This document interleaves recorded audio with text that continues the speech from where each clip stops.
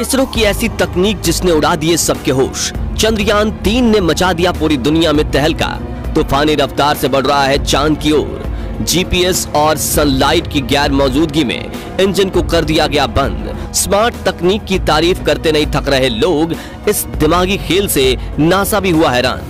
China और रसिया जैसी countries भी कर रहे हैं इसरो के स्मार्ट वर्क की सराहना। भारत के वैज्ञानिकों ने चंद्रयान 3 के लिए अपनाई ऐसी तकनीक जिसने दुनिया भर की स्पेस एजेंसीज में मचा दी सनसनी। तो दोस्तों, आखिर ऐसा क्या चमत्कार कर दिखाया चंद्रयान 3 ने, और ये क्या है इसरो के वैज्ञानिक की स्मार्ट टेक्निक, सब कुछ जानेंगे हम आज की इस वीडियो में। इसलिए वीडियो को बिना स्किप किए एंड तक जरूर देखें।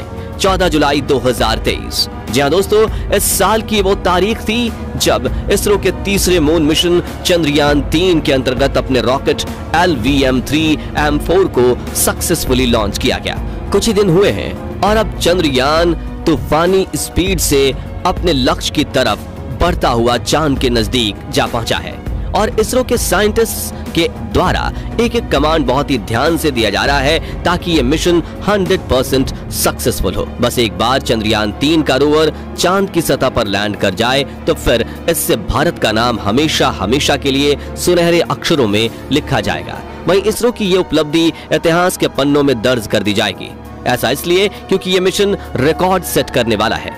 जैसा कि हम अपनी पिछली कुछ वीडियोस में भी बता चुके हैं कि इस बार चंद्रयान 3 के रोवर को मून के साउथ पोल के पास लैंड कराने की कोशिश की जा रही है और अगर ये मिशन सक्सेसफुल हुआ तो भारत ऐसा करने वाला दुनिया का पहला देश बन जाएगा। चंद्रयान 3 40,400 किलोमीटर पर आवर की स्पीड से लगातार चांद की ओर बढ़ता जा रहा है। इसके अंदर प्रज्ञान रोवर भी मौजूद है जिसकी मदद से मून के सतह की जांच की जाएगी।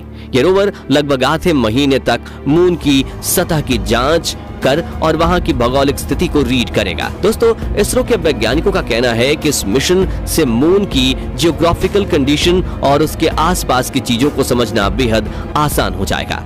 वैसे आपकी जानकारी के लिए बता दें कि इसरो की तरफ से चांद पर लैंड करने की ये हमारी दूसरी कोशिश है और इस बार के मिशन के अनुसार लैंडिंग किसी साधारण जगह पर नहीं बल्कि मून के साउदर्न पोल पर की जाएगी, जो कि आज तक किसी कंट्री ने भी नहीं किया है। रिकॉर्ड्स पर अगर नजर डालें तो अभी तक लगभग 11 देशों ने मून मिशन के तहत लैंडिंग करने की कोशिश की, लेकिन कोई भी चांद के दक्षिणी ध्रुव के पास अपने रोवर को लैंड नहीं करा पाया। इंडियन स्पेस रिसर्च ऑर्गेनाइजेशन के चेयरमैन एस सोमनाथ के बयान के मुताबिक चंद्रयान 3 को दक्षिणी ध्रुव के ऊपर नहीं बल्कि दक्षिणी ध्रुव के पास वाले एरिया में लैंड कराया जाएगा। ऐसा इसलिए क्योंकि चंद्रमा के दक्षिणी ध्रुव का इलाका बेहद अनस्टेबल और कॉम्प्लेक्स है। ज्योग्राफिकल कंडीशन वाला ये एरिया बहुत ही ज्यादा बीहड़ है। साथ ही यहाँ का टेम्परेचर -200 डिग्री सेल्सियस से भी नीचे चला जाता है, इसलिए इस एरिया में किसी भी स्पेस व्हीकल को लैंड करवाना बहुत ज्यादा रिस्की है।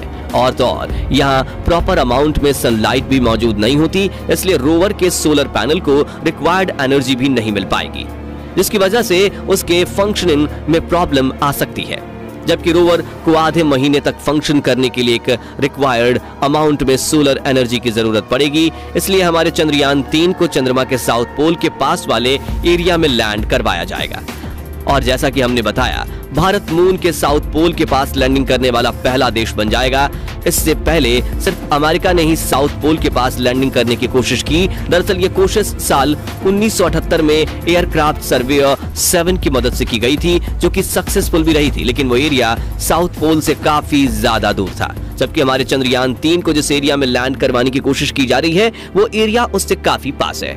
इस तरह ये वाकई में एक रिकॉर्ड सेट करने वाला मिशन है।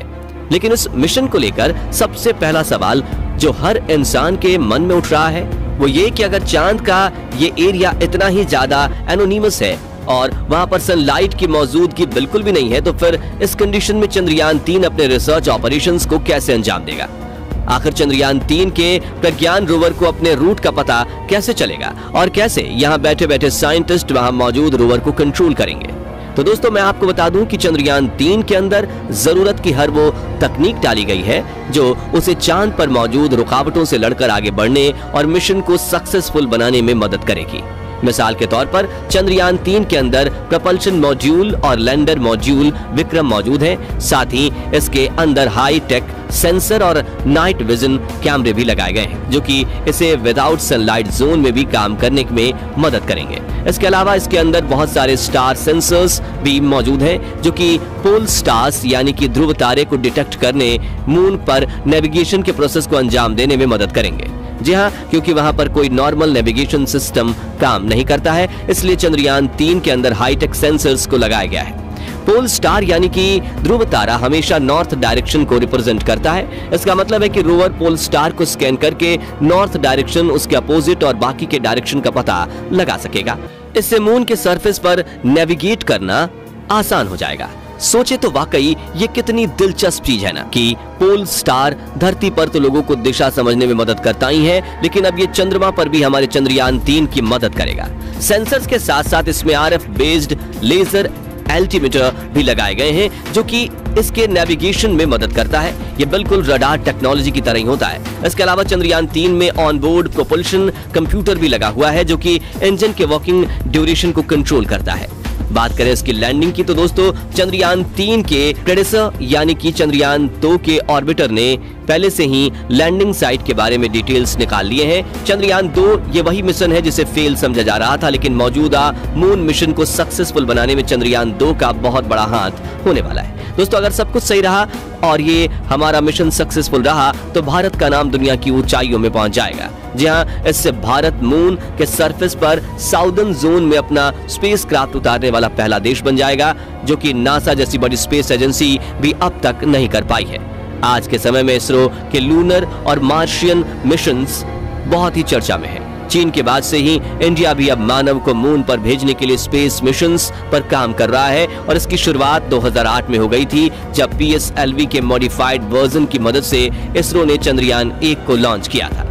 ये पहला प्रोब था जिसने चंद्रमा पर पानी के साक्ष्य ढूंढे थे। इसके बाद 2019 में GSLV Mark 3 की मदद से चंद्रयान 2 को लॉन्च किया गया। अब चंद्रयान 3 को भी लॉन्च किया गया है, और इसरो चंद्रमा पर सॉफ्ट लैंडिंग के मिशन को पूरा करना चाह रहा है, क्योंकि चंद्रयान 3 सक्सेसफुली लॉन्च भी हो चुका है और चांद के नजदीक पहुंच भी गया है। तो हमें पूरी उम्मीद है कि अपनी पिछली गलतियों से सीखते हुए हमें ये कामयाबी भी जरूर हासिल करके देगा। इसरो की इन सभी अचीवमेंट्स को देखते हुए आज के समय में ये कहना बिल्कुल गलत नहीं होगा कि ये दुनिया की सबसे ज्यादा एडवांस स्पेस ऑर्गेनाइजेशंस में से एक बन चुकी है, और इसकी कॉस्ट इफिशिएंसी को देखकर लगता है कि आने वाले समय में हम नासा को पीछे छोड़कर भी कामयाबी की तरफ आगे बढ़ जाएंगे।